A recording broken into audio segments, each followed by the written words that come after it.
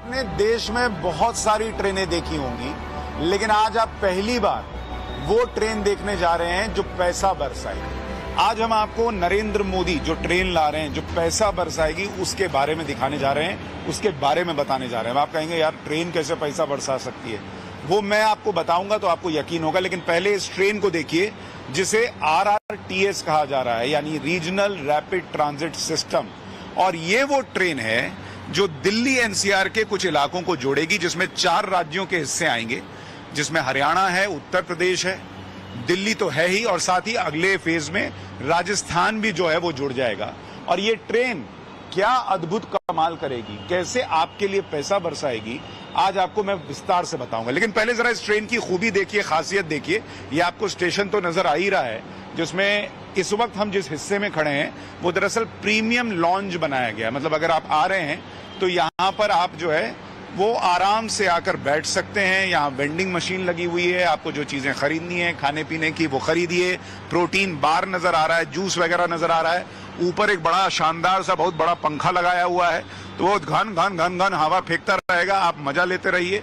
और ये ट्रेन जो है वो आपको मौका देगी वो सफर जो आप अमूमन सड़क से दिल्ली NCR में 2 घंटे 2.5 घंटे में पूरा करते हैं, वो 40 मिनट में 45 मिनट में पूरा करा देगी। इसका टिकट कैसे लेना है, क्या करना है, वो भी आपको बता देता हूं। लेकिन आप ये भी देखिए कि इसमें एंट्री कैसे है। जैसे आप यहां पर पहुंचते हैं और यहां पर एक बटन लगा हुआ है, तो अमूमन क्या होता है मेट्रो में, क्या होता है कि आप जैसे पहुंचे दरवाजा खुला हुआ रहता है। यहां क्या है, आपको ये बटन दबाना है तब ये दरवाजा खुलेगा। अगर आप नहीं जा रहे हैं अंदर, नहीं खुलेगा। अगर आप बाहर नहीं आ रहे तो नहीं खुलेगा। इससे अंदर जो है वो तापमान भी बना रहेगा। अब देखिए मैं इसको दबाता हूं, ये मैंने दबाया और ये दरवाजा खुल गया। और अब मैं इस ट्रेन के अंदर जो है वो पहुंच चुका हूं। और इस ट्रेन के अंदर आने पर पहली आपकी फीलिंग ये आती है कि यार ये rapid regional rapid transit system जो है ये जो बना हुआ है, ये मेट्रो वाला फील दे रहा है। आप देखिए जो जितने यहां पर अगर आप देखेंगे सीट्स लगी हुई हैं, एक तो बढ़िया कुशन वाली सीट है। तो अमूमन NCR वगैरह में जब आप ट्रेन में चलते हैं तो आपको आदत होती है कि आप जो है वो लोकल पैसेंजर ट्रेन में ट्रैवल कर रहे हैं। इसमें आपको प्रीमियम फील आ रहा है। अगर आप खड़े भी हैं तो यहां पर यह सुविधा भी दी गई है कि ये हैंडल है कि आप इसको पकड़कर खड़े हो गए तो आपको झटका नहीं लग रहा, आप यहां भी पकड़कर खड़े हो सकते हैं। इसके बाद यहां पर स्क्रीन्स लगी हुई हैं जिसमें कि अलग अलग स्टेशंस जो हैं वो आते जाएंगे और आपको पता चल जाएगा कि भाई आपको किस स्टेशन पर उतरना है, किस स्टेशन पर नहीं उतरना है। एक चीज जो मेट्रो में नहीं होती है वो इसमें मौजूद है कि यहाँ पर ऊपर सामान रखने की व्यवस्था की गई है। भाई अब आप मेरठ से आ रहे हैं, गाजियाबाद से आ रहे हैं और अगर आगे तक जा रहे हैं तो कई बार लोग सामान लेके चलते हैं, तो वो सामान कहाँ रखेंगे? फिर वो सामान रखने के लिए इसमें ये जगह दी गई है जो कि अमूमन मेट्रो में नहीं होती। इसमें और मेट्रो में एक और फर्क भी है कि भाई आप अगर देखेंगे मेट्रो में जो स्पीड होती है मैक्सिमम जो है वो 30-40 किलोमीटर प्रति घंटे की स्पीड से चलती है। ये ट्रेन 160 किलोमीटर प्रति घंटे की स्पीड से चल सकती है। 160 किलोमीटर प्रति घंटे, मतलब बड़ी बड़ी गाड़ियां एक्सप्रेस वे पे इतनी तेज नहीं चलती जितनी ये ट्रेन चलेगी, और इसलिए इसे जो है रीजनल रैपिड ट्रांजिट नाम दिया गया। अब ये देखिए बड़ी एक और सुविधा आपको दिखाता हूं। यहां पर आप बैठेंगे, आप सफर कर रहे हैं और यहां पर देखिए चार्जिंग की व्यवस्था है। मतलब आपने मोबाइल अपना लगाया, मोबाइल लैपटॉप चार्जिंग के लिए व्यवस्था दी गई है।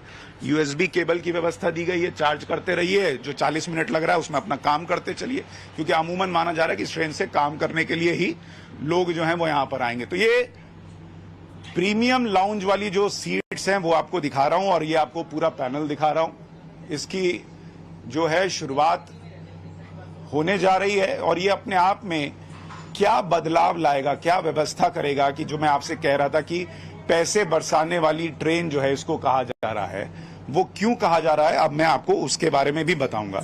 लेकिन जरा सुविधाओं के नाम पर आप देखेंगे, सेफ्टी भी एक बड़ा फीचर है। अगर आप देखेंगे यहाँ पर CCTV कैमरे लगाए गए हैं, तो आप जितनी भी इसमें हिस्सा देख रहे हैं वो सारा इस CCTV की नजर में है। अब आप सोचे भाई मैंने बैग ऊपर रख दिया, मैं लैपटॉप पे काम कर रहा हूँ, कोई सामान लेके उतर गया, अरे भैया देख ना रहा है सब। आप सोचेंगे कोई मेरे साथ गलत हरकत ना कर दे, कोई छेड़खानी हो गई, कुछ नहीं भैया, कुछ नहीं, सब CCTV की नजर में है, ऊपर वाला सब देख रहा है। तो ये ऊपर वाला देख रहा है। अब अगर मैं आपको इधर दिखाऊं, इसको अगर आप देखेंगे, ये आम जो ट्रेन में हिस्सा होता है कि भाई आप आराम से गए। अच्छा, यहां भी वेंडिंग मशीन जो है ये लग जाएगी। ये देखिए ये अभी इसमें लगी नहीं है, लेकिन यहाँ पर भी वेंडिंग मशीन लगेगी। अब ट्रेन में सफर कर रहे हैं, आपको भूख लग गई, प्यास लग गई, आराम से जब जाइए और कोक निकालिए, जूस निकालिए, जो चीज निकाला निकालिए। अब आप आ गए नॉर्मल हिस्से में। इसमें देखिए, ये नॉर्मल आपको कहने को है, लेकिन इसमें कोई कमी वैसी नहीं है। इसमें भी सोफे जैसी सीटें लगी हुई हैं, बढ़िया गद्देदार सीट है। आराम से मजे से बैठिए और मेरठ से चढ़िए और आराम से नौकरी करने आप दिल्ली एनसीआर में आ जाइए। तो वो, और इसमें अगर आप देखेंगे स्पेस भी काफी अच्छा खासा है।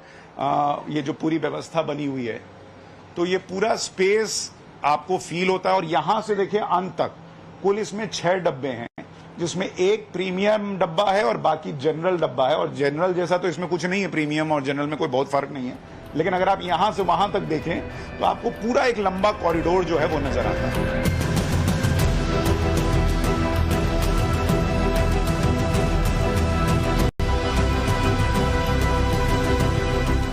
अब हम आरआरटीएस के पायलट केबिन में मौजूद हैं, जहां पर ड्राइवर बैठता है और इस ट्रेन को चलाएगा।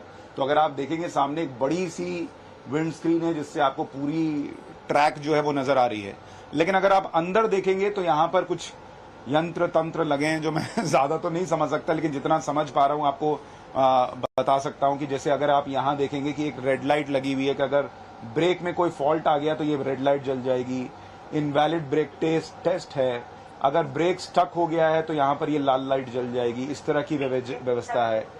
हॉर्न हाई टोन वगैरह है। यहाँ पर अगर आप देखेंगे सीसीटीवी कैमरा जो है, उनकी फुटेजेस, जो ट्रेन के अंदर सीसीटीवी कैमरा लगे हैं, वो हर डिब्बे में क्या हो रहा है आप उसको देख सकते हैं। और वो लगातार जो है वो रिफ्रेश हो रहा है। तो जो पायलट अंदर बैठा है, जिसे आप ट्रेन का ड्राइवर भी कहते हैं, वो भी इसको जो है वो लगातार नजर रख सकता है। तो अपने आप में ये बहुत शानदार केबिन है। एसी की हवा है। कई बार पुरानी ट्रेन, जब हम बाहर से ट्रेन वगैरह मंगाया करते थे, तब ऐसा था कि अंदर हम सोचते थे कि ड्राइवर को कितनी गर्मी लगती होगी। बढ़िया एसी कमरे में बैठकर बढ़िया आरआरटीएस ट्रेन चलाइए और यहाँ पर जो है आराम से सफर कीजिए। तो ये भी अपने आप में बड़ा शानदार सा है। आइए अब आपको दूसरी चीजें दिखाता हूँ। अब मैं आपको एक बड़ी कमाल की चीज दिखाता हूँ। यहाँ स्पीड देखिए, ये ट्रेन 138 किलोमीटर प्रति घंटे की रफ्तार से चल रही है और हम बड़े आराम से खड़े हैं और आपको फील ही नहीं होगा कि 140 किलोमीटर प्रति घंटे की रफ्तार से ये ट्रेन चल रही है। मतलब अगर आप खड़े होकर भी सफर कर रहे हैं, और देखिए अभी हमने कुछ पकड़ा हुआ भी नहीं है, यहाँ इसको पकड़ने के लिए हैंडल्स दिए गए हैं, लेकिन हैंडल्स पकड़ने की भी जरूरत नहीं है। अभी हम 100 पर आ गए। अभी थोड़ी देर पहले हम 140 की स्पीड पे चल रहे थे और आराम से खड़े। मतलब इतनी स्मूथ राइड है, आप अंदाजा नहीं लगा सकते। अमूमन ट्रेन में जब आप चलते हैं और यहाँ पर टर्न है, इसलिए मुझे लगता है स्पीड कम हुई है। थोड़ी देर में स्पीड फिर बढ़ेगी तो मैं आपको दिखाऊंगा। मैं आराम से चल रहा हूं, ये खड़ा हूं मैं आराम से। 100 की स्पीड पे ये ट्रेन चल रही है। अमूमन जो है, आपको याद होगा, ट्रेन में अगर गाने भी फिल्माए जाते हैं तो उसमें हीरो जो है वो यूं यूं हिलता रहता है। या अगर आप जो है वो मेरठ से दिल्ली आ रहे हैं और ट्रेन में सफर कर रहे हैं और ज्यादा सफर कर लेते हैं, 2-2.5 घंटे लग जाते हैं, तो आप घर पहुंचते हैं तो थोड़ा हिलने वाला फील आता रहता है। यहाँ हिलने की कोई व्यवस्था ही नहीं है बॉस। आप देखिए 100 किलोमीटर प्रति घंटे की स्पीड से ये ट्रेन चल रही है और एक भी झटका महसूस नहीं हो रहा। बिल्कुल स्मूथ राइड, जैसे आप गाड़ी चलाते हैं और आप गाड़ी में आराम से बैठे रहते हैं, उस तरह का फील जो है वो यहां पर महसूस हो रहा है।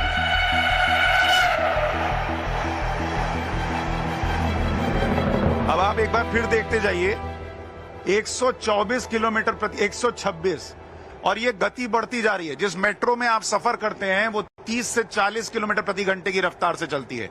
इस ट्रेन की गति देखिए, 134 किलोमीटर, 135, 140 किलोमीटर प्रति घंटे के करीब हम पहुंचने वाले हैं। और हमारे कैमरा पर्सन ने कोई जो है सहारा नहीं ले रखा, नॉर्मल हाथ में कैमरा पकड़ा हुआ है और कोई बड़ा झटका नहीं, कुछ नहीं। 140 पार हो चुका है। अब हम आपको दिखा रहे हैं 145 किलोमीटर प्रति घंटे की रफ्तार से ये ट्रेन चल रही है, जो भारत में शायद ही आप कोई ट्रेन देखते होंगे जो 145-150 चलती होगी। 150 किलोमीटर प्रति घंटा, इतने में तो आप गाड़ी चलाइए तो चालान कट जाएगा। तो इससे बढ़िया है कि आप ट्रेन में ही सफर कीजिए, 150 वाला फील लीजिए, मजा लीजिए, एसी में बैठ के सफर कीजिए और 150 किलोमीटर प्रति घंटे की रफ्तार में आराम से। देखिए ये 150 किलोमीटर में 150 किलोमीटर प्रति घंटे की स्पीड और कोई झटका नहीं, आराम से खड़ा हूं, कोई पकड़ के खड़े होने की जरूरत नहीं भैया।